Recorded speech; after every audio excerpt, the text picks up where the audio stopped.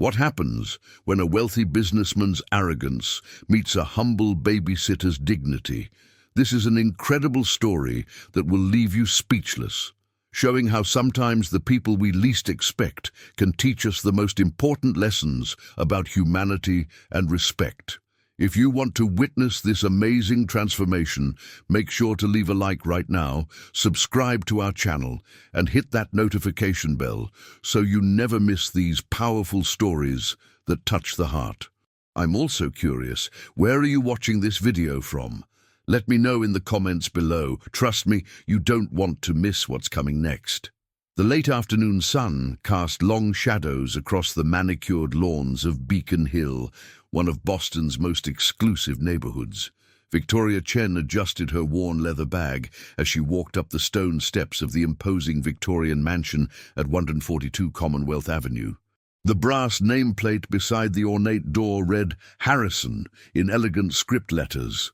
She paused for a moment, taking a deep breath before pressing the doorbell. At 28, Victoria had been working as a nanny for 5 years, ever since graduating from Boston University with a degree in early childhood education.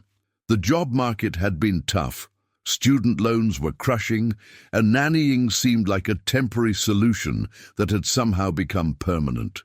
She had worked for 3 families before the Harrisons, and each experience had taught her something different about the complex dynamics of wealthy households. The heavy oak door swung open, revealing Mrs. Eleanor Harrison, an impeccably dressed woman in her early 40s, with platinum blonde hair pulled back in a perfect chignon. Her designer dress probably cost more than Victoria made in 3 months, but her smile was warm and genuine. "Victoria, thank goodness you're here," Eleanor said, stepping aside to let her in. "I know it's last minute, but Richard insisted we attend the Whitmore Charity Gala tonight. It's for the Children's Hospital, and well, you know how these social obligations are in our circle." Victoria nodded, following Eleanor through the marble-floored foyer. The Harrison mansion was a testament to old money: Persian rugs, oil paintings in gilded frames, and antique furniture that belonged in a museum. Crystal chandeliers cast warm light over everything, creating an atmosphere of understated luxury. "Of course, Mrs. Harrison. How long will you be out?" Victoria asked, setting her bag down on an elegant side table. "Oh, these galas can go quite late, probably until midnight, maybe later. Richard has been networking extensively lately, some big business deal he's working on." Eleanor's voice carried a hint of weariness that Victoria had learned to recognize in the wives of successful men. "James is upstairs in his room. He's been excited all day knowing you were coming." 8-year-old James Harrison was the reason Victoria loved this job. Unlike many children of privilege she'd encountered, James was curious, kind, and remarkably perceptive for his age. He had sandy brown hair like his father, but his mother's gentle green eyes and a spirit that seemed untouched by the material excess surrounding him. "Mrs. Harrison," Victoria said carefully, "I hope it's okay that I'm wearing jeans tonight. I came straight from my other job, and I didn't have time to change." Eleanor waved her hand dismissively. "Don't be silly, you're just watching James. You're perfectly fine. Although—" She paused, seeming to consider something. "Actually, there might be a small change of plans. Richard mentioned possibly bringing James to the gala for a little while. Some of his business associates have children, and he thought it might be good for networking. If that happens, would you mind accompanying him? We'd pay extra, of course." Victoria felt a flutter of nervousness. These high society events were intimidating, especially when she was dressed casually. But the extra money would help with her rent, which was due next week. "That's fine, Mrs. Harrison. I'll take good care of him." As if summoned by their conversation, James came bounding down the curved staircase, his face lighting up when he saw Victoria. "Vicky, did Mom tell you we might go to the fancy party?" "She did, buddy. Are you excited?" Victoria asked, ruffling his hair. "Kind of, but also nervous. Dad said there would be lots of important people there." James's expression grew more serious. "He told me I need to make a good impression because it's good for business." Victoria felt a pang of sympathy for the 8-year-old who already understood the weight of his family's expectations. "Well, I'll be there with you if you go. We'll stick together, okay?" Eleanor checked her watch, a delicate Cartier piece that caught the light. "Richard should be home soon. Victoria, make yourself comfortable. There's food in the kitchen and James has already had dinner. His bedtime is 9:30, but if we do take him to the gala, that might be pushed back a bit." The sound of a car door slamming outside announced Richard Harrison's arrival. Victoria had only met James's father a handful of times during the 6 months she'd been working for the family, and each encounter had left her feeling uncomfortable. There was something about his demeanor, the way he looked through service staff rather than at them, the casual dismissal in his voice when addressing anyone he deemed beneath his social status. Richard Harrison strode through the front door like he owned not just the house, but the entire neighborhood, which, given his real estate investments, might have been partially true. At 45, he was a handsome man in the way that money often made possible: perfectly styled salt and pepper hair, expensive suits that fit like they were painted on, and the kind of confidence that came from never having to worry about anything as mundane as money. "Eleanor, darling, are you ready?" he called out, barely glancing at Victoria as he loosened his silk tie. "The Whitmore's event starts in an hour, and I want to be there when Senator Morrison arrives. I heard he's considering investing in our downtown project." "Almost ready, dear. I was just explaining to Victoria about possibly bringing James tonight." Richard's eyes finally landed on Victoria, and she saw the slight frown that creased his brow as he took in her casual attire. "Yes, about that. Jackson Peters will be there with his son, and the Kellys are bringing their twins. It would be good for James to meet them." His gaze swept over Victoria's jeans and simple sweater again. "Though I'm not sure about—" He gestured vaguely in her direction. "About what, Mr. Harrison?" Victoria asked, keeping her voice steady despite the heat rising in her cheeks. "Well, if you're coming to represent our family, even as the nanny, there are certain standards. This is the Whitmore Charity Gala, not a backyard barbecue." His tone was matter-of-fact, as if he were discussing the weather rather than criticizing her appearance. Eleanor stepped forward, her voice diplomatically smooth. "Richard, Victoria came straight from work. It's very last minute. I understand that, but appearances matter, Eleanor. These people notice everything." He turned to Victoria with the kind of smile that didn't reach his eyes. "I'm sure you understand. Perhaps you could run home and change. We can wait 20 minutes. Victoria felt her stomach drop. She lived in Southie, a good 45 minutes away in traffic, and her nicest dress was a simple black number from Target that would probably still not meet Richard Harrison's standards. "Mr. Harrison, I don't really have anything that would be appropriate for such an event. I could stay home with James instead, if you prefer." "Nonsense," Richard said, waving his hand dismissively. "James needs to be there. Tell you what, Eleanor, don't you have something she could borrow? You're about the same size." The suggestion hung in the air like an uncomfortable truth. Eleanor was impeccably put together, designer everything, while Victoria was decidedly not. The idea of borrowing clothes felt patronizing, but Victoria needed this job and the extra money would really help. "That's very kind, but I don't think—" Victoria began. "Mom has lots of pretty dresses," James piped up, oblivious to the undercurrent of tension. "She has a whole room just for clothes." Eleanor looked between her husband and Victoria, clearly caught in an awkward situation. "Victoria, if you're comfortable with it, you're welcome to borrow something. I have several dresses that might work." 30 minutes later, Victoria stood in Eleanor's walk-in closet, which was indeed larger than her entire bedroom.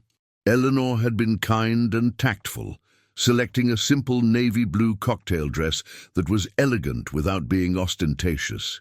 It fit reasonably well, though it was obviously expensive in a way that made Victoria feel like she was wearing a costume. "You look beautiful," Eleanor said sincerely, handing her a pair of pearl earrings. "These will complete the look." "Thank you, Mrs. Harrison. I really appreciate this." Victoria caught her reflection in the full-length mirror and barely recognized herself.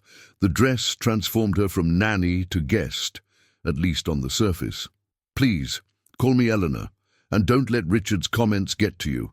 He's under a lot of pressure with this new development project. Sometimes he forgets that not everyone lives in our bubble." And as they prepared to leave, James appeared in the doorway, wearing a small tuxedo that probably cost more than Victoria's monthly grocery budget. He looked adorable but slightly uncomfortable, tugging at his bow tie. "You look like a princess, Vicky," he said, with the earnest honesty that only children possessed. "And you look very handsome, Mr. James," she replied, kneeling to adjust his tie. "Remember, if you get tired or overwhelmed at the party, just find me, okay? We'll stick together." The drive to the Whitmore estate took them through the heart of Boston's most affluent areas. Richard drove his Mercedes with the easy confidence of someone who had never doubted his place in the world, occasionally pointing out properties he owned or was developing.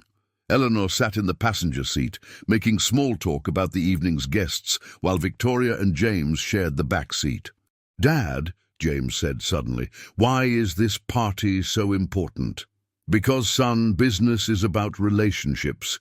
Tonight I'll meet people who can help us build bigger and better projects that will make our family even more successful." Richard glanced at his son in the rearview mirror.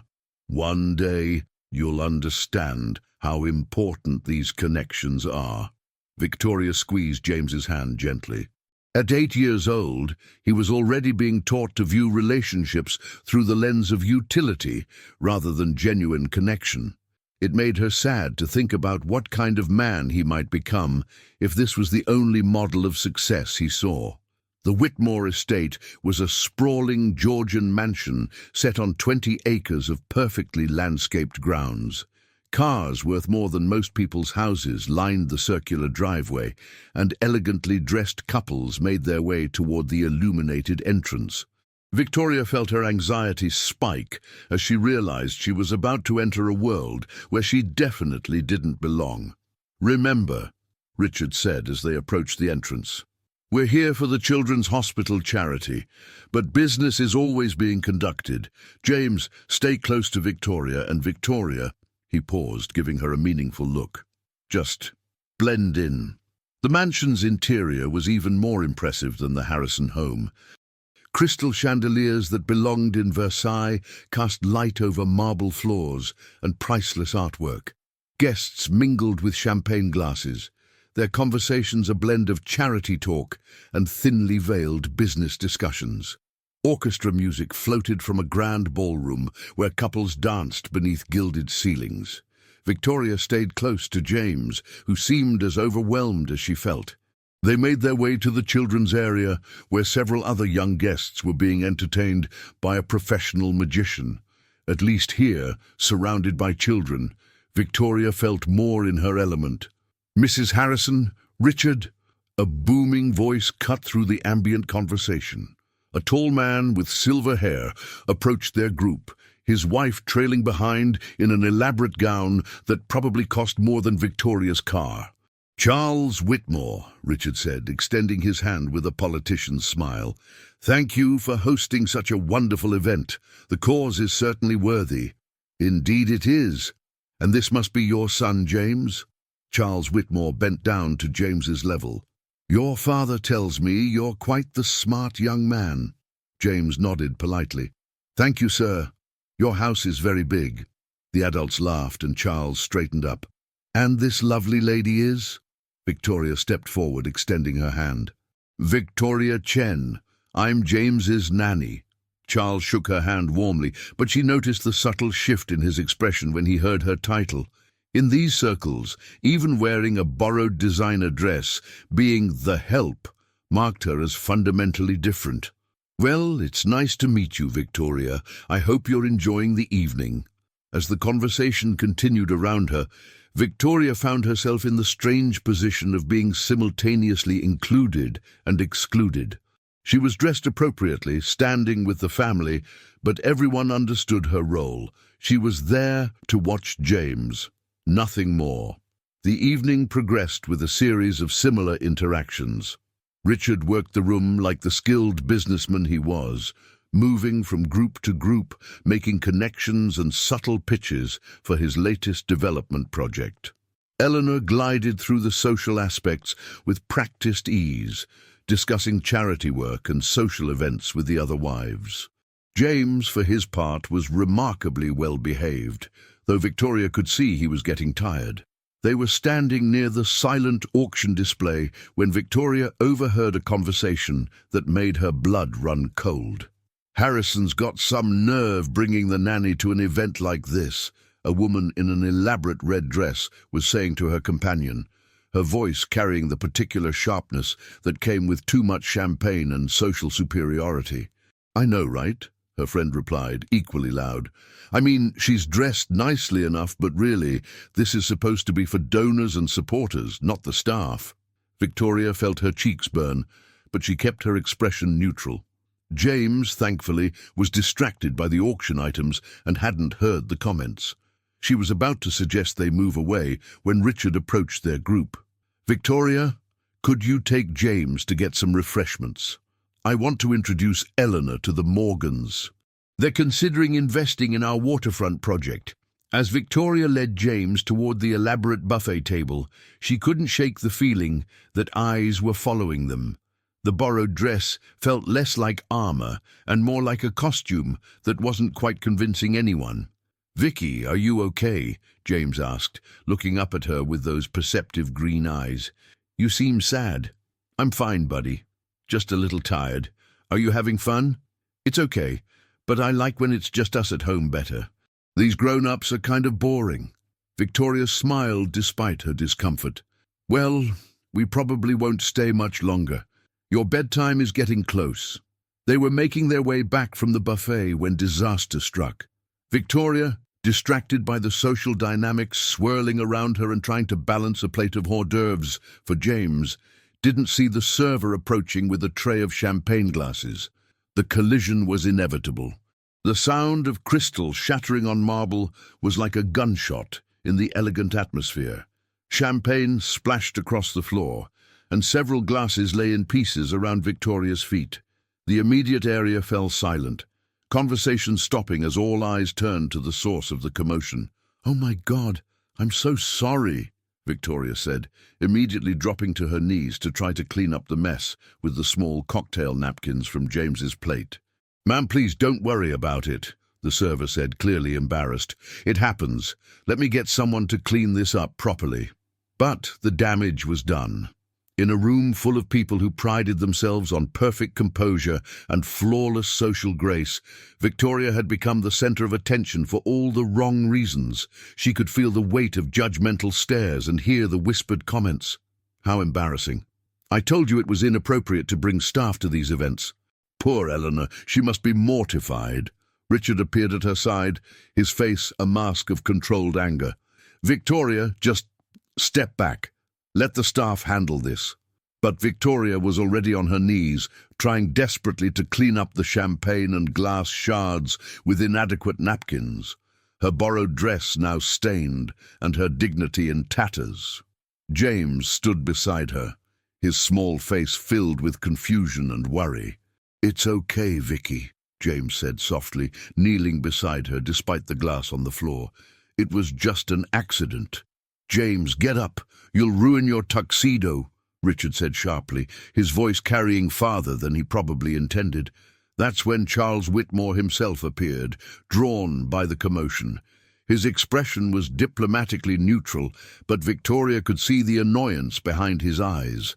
This was his event, his perfectly orchestrated evening, and she had disrupted it. "Is everything all right here?" he asked, though clearly everything was not all right. Richard straightened, slipping into damage control mode. "Just a small accident, Charles." Victoria was... He paused, as if searching for the right words. "Well, she's not really used to events like this. Different social circles, you understand." The words hit Victoria like a physical blow.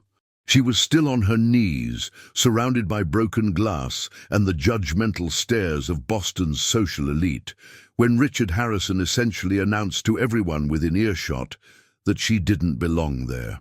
"I see," Charles said, his tone carefully neutral, but his meaning clear. Victoria felt tears of humiliation threatening to spill over. She had done nothing wrong except exist in a space where people like her weren't welcome. The borrowed dress, the careful makeup, the attempts to blend in, none of it mattered. She was still just the nanny who had dared to step above her station. But then, something unexpected happened. James, still kneeling beside her despite his father's disapproval, took her hand in his small one. "Daddy," he said, his voice clear and carrying in the sudden quiet. "Why are you being mean to Vicky? She's the best person I know." The simple honesty of the 8-year-old's words cut through the artificial politeness of the room like a knife. Several people nearby stopped their whispered conversations to listen. "James, this isn't the time," Richard said, his voice tight with embarrassment. But James wasn't finished. Standing up and still holding Victoria's hand, he looked directly at his father with the fearless honesty that only children possessed.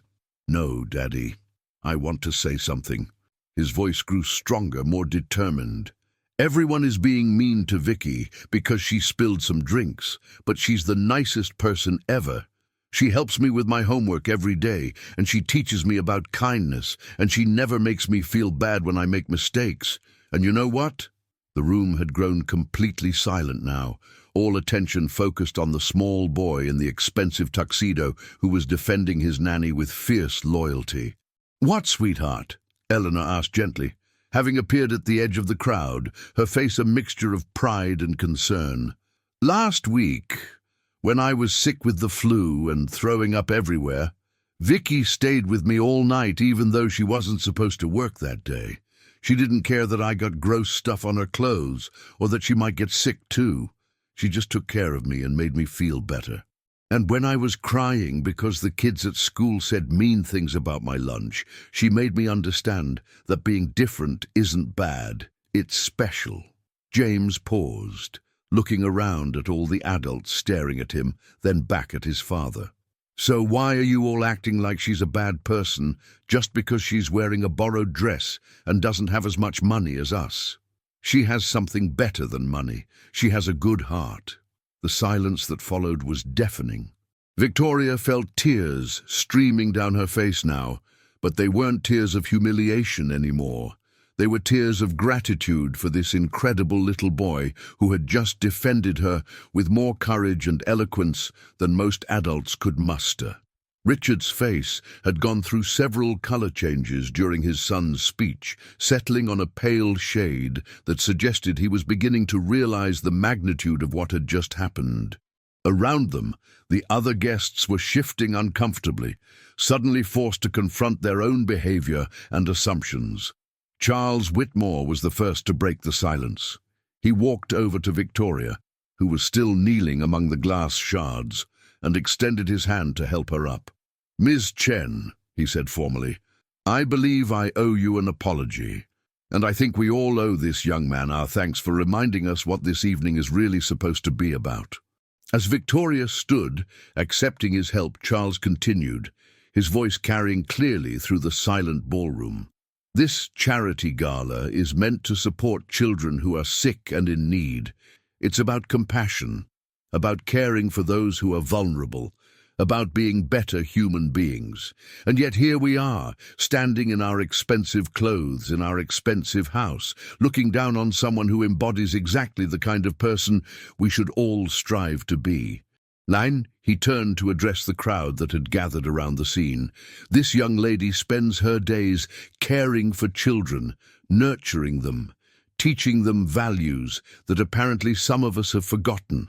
And instead of recognizing her contribution, we've made her feel unwelcome because she doesn't fit our narrow definition of who belongs at our exclusive party." Victoria felt overwhelmed by the unexpected support, but she also felt the weight of everyone's attention. She wanted nothing more than to disappear, to take James home and pretend this evening had never happened. "Mr. Whitmore," she said softly, "I appreciate your kindness, but I think it would be best if James and I went home now." "Absolutely not," said a new voice from the crowd. An elderly woman Victoria didn't recognize stepped forward, elegantly dressed but with eyes that sparkled with warmth and intelligence. "I'm Margaret Foster, dear, and I've been attending these charity events for 40 years. I've never seen a more honest moment than what just happened here." Margaret Foster turned to James with a smile. "Young man, you just gave the best speech about character and kindness that I've ever heard at one of these gatherings. Your nanny must be very proud." "She is proud," James said confidently, "and I'm proud of her too. She's teaching me to be a good person, not just a rich person." The pointed observation from an 8-year-old landed like a bomb in the room full of wealthy adults. Several people looked genuinely uncomfortable, perhaps recognizing themselves in the child's innocent but cutting observation. Eleanor finally spoke up, her voice shaky with emotion. "James is absolutely right. Victoria has been nothing but wonderful to our family. She's patient, kind, dedicated, and she loves James like her own child. If anyone should be embarrassed tonight, it's not her." She looked directly at her husband as she said this, and Victoria could see years of suppressed frustration with his social climbing and status obsession in that look. Richard stood frozen, clearly realizing that his attempt to distance himself from the embarrassment of his nanny's accident had instead exposed him as callous and cruel in front of exactly the people he was trying to impress. Worse, his own son had just publicly called out his lack of character. "Perhaps," Charles Whitmore said diplomatically, "this would be a good time to remember why we're all here tonight. Victoria, I understand you work with children. You must have some insights into what the children's hospital needs most." It was a gracious attempt to redirect the conversation and give Victoria a chance to participate as more than just the help. Victoria felt grateful for the gesture, but she also felt emotionally drained from the entire experience. "I think what children need most when they're scared and sick is to feel safe and loved," she said quietly. "Having someone who listens to them, who treats them with respect regardless of their age or circumstances. Children are incredibly perceptive. They know when adults are being genuine and when they're just going through the motions." She glanced around at the faces surrounding her, some genuinely interested, others still looking uncomfortable. "In my experience, kids don't care about expensive things or social status. They care about kindness, consistency, and feeling valued for who they are, not what they have or where they come from." Margaret Foster nodded approvingly. "Wise words, and applicable to more than just children, I think." The crowd began to disperse slowly, conversations resuming in quieter tones. Several people approached Victoria to introduce themselves properly and express appreciation for James's speech and her own words. The dynamic had shifted completely from the beginning of the evening. Richard finally approached Victoria, his expression unreadable. "Victoria, I think perhaps we should discuss this evening when we get home." "There's nothing to discuss, Mr. Harrison," Victoria replied calmly. "I think everything that needed to be said has been said." Daddy," James said, still holding Victoria's hand, "are you going to apologize to Vicky? Because what you did was not nice, and Mom says we should always apologize when we hurt someone's feelings." Out of the mouths of babes. Richard looked down at his son, then at Victoria, and for a moment his carefully constructed facade cracked. She could see the man underneath the polish. Someone who had perhaps lost sight of what really mattered in his pursuit of success and social status. "You're right, James. Victoria, I owe you an apology. My behavior tonight was inappropriate and hurtful. You've been nothing but good to our family, and you deserved better from me." It wasn't a perfect apology, and Victoria could tell it was motivated partly by the public nature of the situation, but it was something. She nodded, accepting it with as much grace as she could muster. "Thank you, Mr. Harrison. I appreciate that." Eleanor approached them, looking emotionally exhausted. "I think it's time we took James home. It's been a long evening for all of us." As they prepared to leave, Charles Whitmore approached Victoria once more. "Ms. Chen, I hope this evening hasn't completely put you off charity events. We could use more people like you involved in our causes. Thank you, Mr. Whitmore. That's very kind. I'm serious. Here's my card. If you're ever interested in getting involved in children's advocacy work, please give me a call. We need people who understand what really matters. Victoria took the card, surprised by the genuine offer. What had started as the most humiliating evening of her life was ending with unexpected opportunities and newfound respect. The drive home was quiet, with James falling asleep in the back seat despite the evening's excitement. Eleanor sat in the passenger seat, occasionally glancing back at Victoria with what looked like newfound appreciation. Richard drove in silence, perhaps processing everything that had happened. "Victoria," Eleanor said softly as they pulled into the Harrison driveway, "I want you to know that what James said tonight about you being the best person he knows, Richard and I feel the same way. You've become part of our family, and we're lucky to have you." "Thank you, Mrs. Harrison, that means a lot." As they carried the sleeping James inside, and Victoria helped get him ready for bed, the little boy stirred enough to whisper, "Did I do good tonight, Vicky? Did I help?" "You did amazing, buddy. You were brave and kind and honest. I'm so proud of you." "Good. Because nobody should be mean to people who are good to children. That's not right." Victoria tucked him in, marveling at the wisdom contained in his small frame. In defending her, James had taught everyone present, including his own father, a lesson about character, loyalty, and what truly mattered in life. Later, as she changed out of the borrowed dress and back into her own clothes, Victoria reflected on the evening's events. She had been humiliated, yes, but she had also discovered something important about herself and her place in the world. She didn't need designer clothes or social status to have value and dignity. Her worth came from how she treated others, especially those who were vulnerable and dependent on her care. The next morning, Victoria arrived at the Harrison house expecting awkwardness, possibly even termination. Instead, she found a transformed family dynamic. Richard, perhaps genuinely humbled by his son's public rebuke, treated her with newfound respect. Eleanor had always been kind, but now there was a warmth that suggested she saw Victoria as more than just an employee. And James was the same wonderful little boy he had always been, but now Victoria understood the depth of his character and loyalty. He had stood up for her when no one else would, risking his father's disapproval to defend what was right. A week later, Victoria received a call from Charles Whitmore's foundation. They were looking for someone to help develop programming for the Children's Hospital, someone who understood kids and could help create an environment that felt safe and nurturing rather than clinical and scary. The position would pay significantly more than nannying and would allow her to use her education and passion for child development. When Victoria told the Harrisons about the opportunity, Eleanor immediately encouraged her to take it. "This is exactly what you should be doing, Victoria. You have so much to offer, and this will let you help so many more children."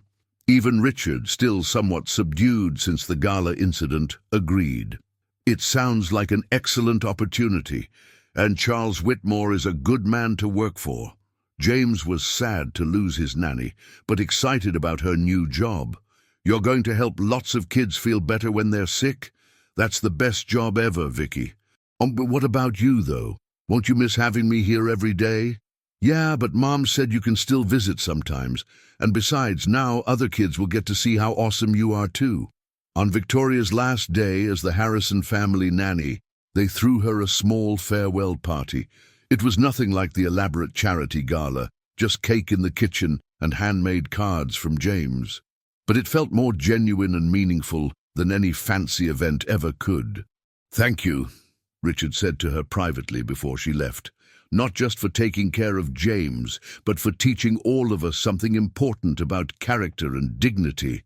My son is becoming a better person because of your influence, and frankly, so am I.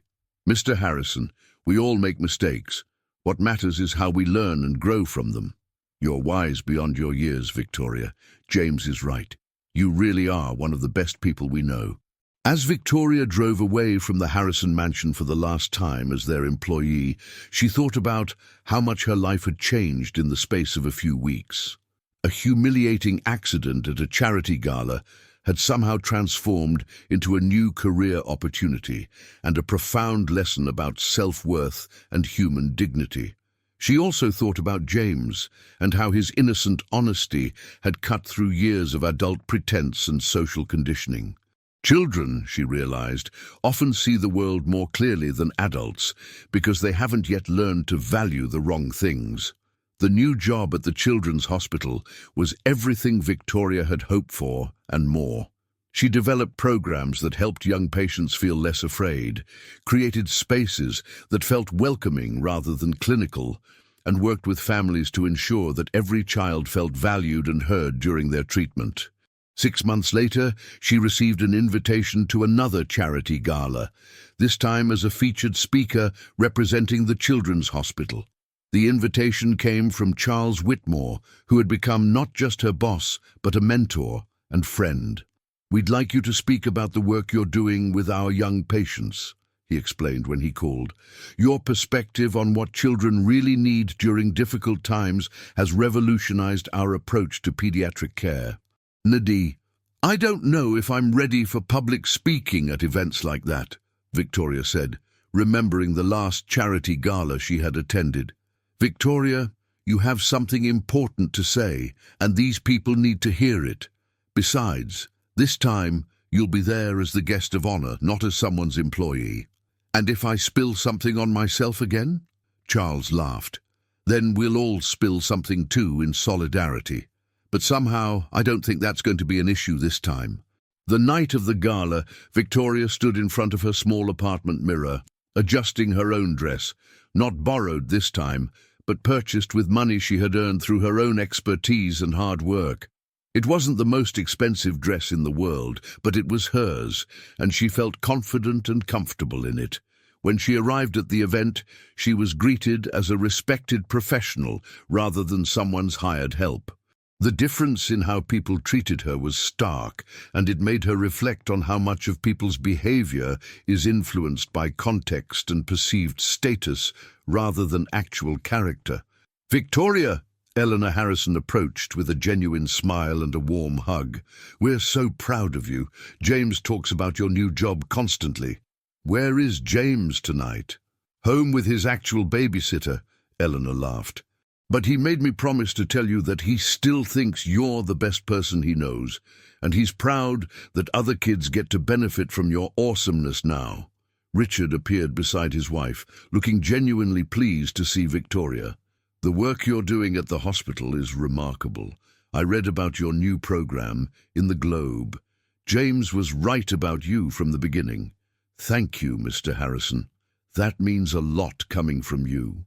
Indeed, when Victoria took the stage to speak about her work with hospitalized children, she looked out at the audience of Boston's social elite and thought about that night months ago when she had knelt on the floor, surrounded by broken glass and judgment.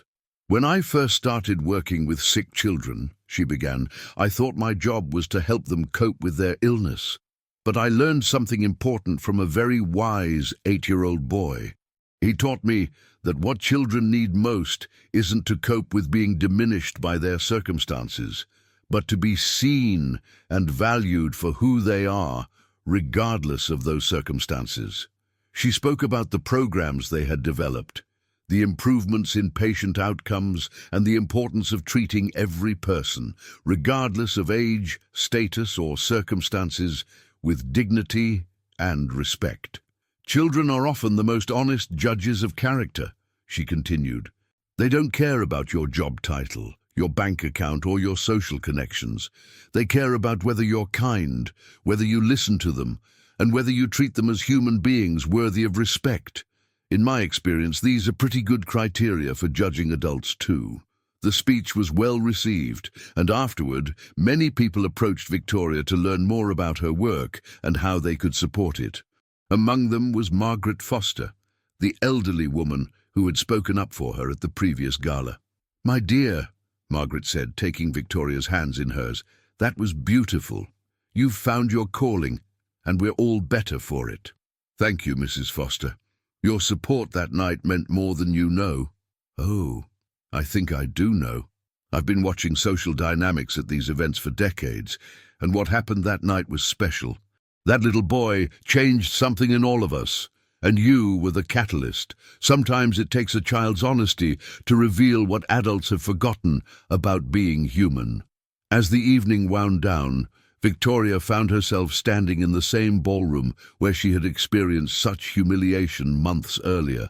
But now, instead of feeling like an imposter, she felt like she belonged. Not because of her clothes or her connections, but because she had something valuable to contribute. Charles Whitmore appeared beside her as she gathered her things to leave. Excellent speech, Victoria, but then I expected nothing less from someone James Harrison vouched for so eloquently. He's an amazing kid. His parents are raising him right, despite that rocky patch. Children have a way of teaching us things we didn't know we needed to learn, Charles mused. Your story has become something of a legend in our social circles, you know. The night the 8-year-old taught the adults how to behave. Victoria laughed. I hope the legend is a positive one. Very positive. You and James started something that night. People are more conscious now of how they treat service staff, more aware of their own assumptions and prejudices. Change often starts with one honest moment that makes everyone else examine their behavior. As Victoria drove home that night, she thought about the journey that had brought her from that humiliating moment on the ballroom floor to speaking as an honored guest at a similar event. It hadn't just been about changing jobs or gaining respect. It had been about recognizing her own worth and refusing to let others define her value. But mostly, she thought about James Harrison, the brave little boy who had risked his father's disapproval to defend what was right. He had seen past the surface differences of class and status to recognize character and kindness. In doing so, he had taught everyone present, including Victoria herself, that true worth isn't measured by wealth or social position, but by how we treat each other, especially those who are vulnerable or different. The following weekend, Victoria received a handmade invitation written in careful 8-year-old handwriting. Please come to my birthday party. There will be cake, and you can wear whatever you want. Love, James.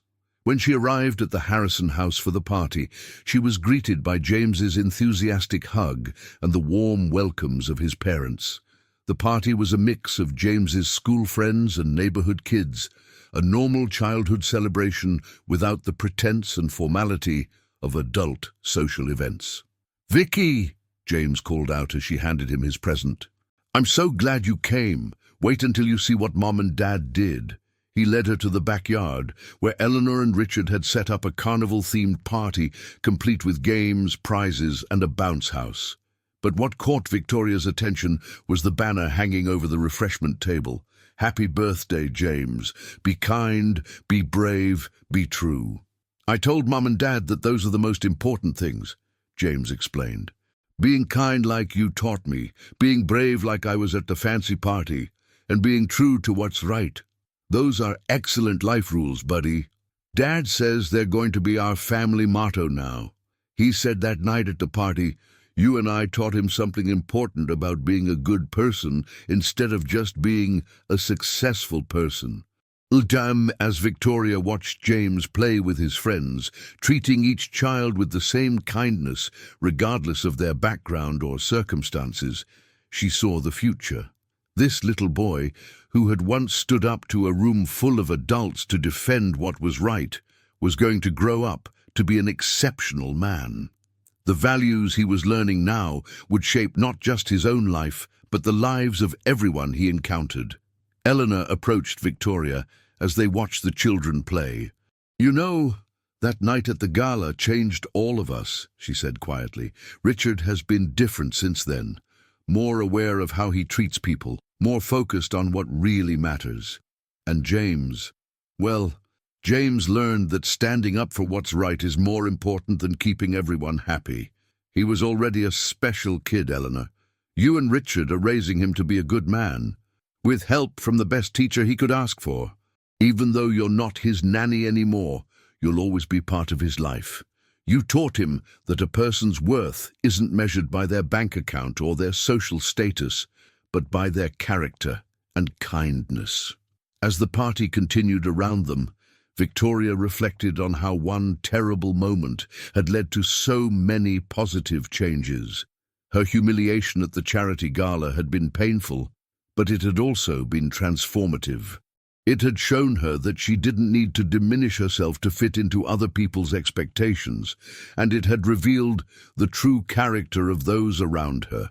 Most importantly, it had given an 8-year-old boy the opportunity to demonstrate courage, loyalty, and moral clarity that many adults never develop. James Harrison had stood up for what was right when it would have been easier to stay silent, and in doing so, he had changed everyone present that night. The story of the babysitter who was humiliated by the millionaire until his son spoke up became more than just a moment of social drama. It became a lesson about character, dignity, and the courage to stand up for what's right, regardless of the potential consequences. And every time Victoria spoke at charity events, worked with families at the hospital, or simply interacted with children in her daily life, she carried with her the memory of James's brave words and the reminder that sometimes the most important truths come from the smallest voices. Years later, when James Harrison grew up to become a successful businessman himself, he would often tell the story of his former nanny and the night she taught him that true success isn't measured by wealth or status, but by how we treat others and whether we have the courage to stand up for what's right. But that's a story for another day. This story ends with a simple truth that an 8-year-old boy understood better than the adults around him. Every person deserves to be treated with dignity and respect, regardless of their circumstances, and sometimes it takes a child's honesty to remind us of our shared humanity. Victoria Chen continued her work at the Children's Hospital, touching countless lives and making a difference in ways she had never imagined possible when she was just a nanny trying to make ends meet. She never forgot the lesson she learned that night at the charity gala, that her worth wasn't determined by other people's opinions or society's arbitrary measures of success, but by her own character and the positive impact she had on the lives of others. And somewhere in Boston, a young boy continued to grow up with the understanding that being kind is more important than being rich, being brave is more valuable than being popular, and being true to your principles is the most important success of all. The broken champagne glasses from that night were cleaned up and forgotten, but the lessons learned from the courage of a child defending his beloved nanny would resonate for years to come. Sometimes the most powerful moments in life come not from grand gestures or planned speeches, but from simple acts of loyalty and love that reveal the true character of those involved. If this story touched your heart and reminded you of the importance of treating everyone with dignity and respect, please take a moment to like this video and subscribe to our channel for more inspiring stories. Share in the comments below a time when someone stood up for you, or when you found the courage to defend what was right. Let's celebrate the James Harrisons of the world, the brave souls who remind us that character matters more than status, and kindness is the greatest success of all.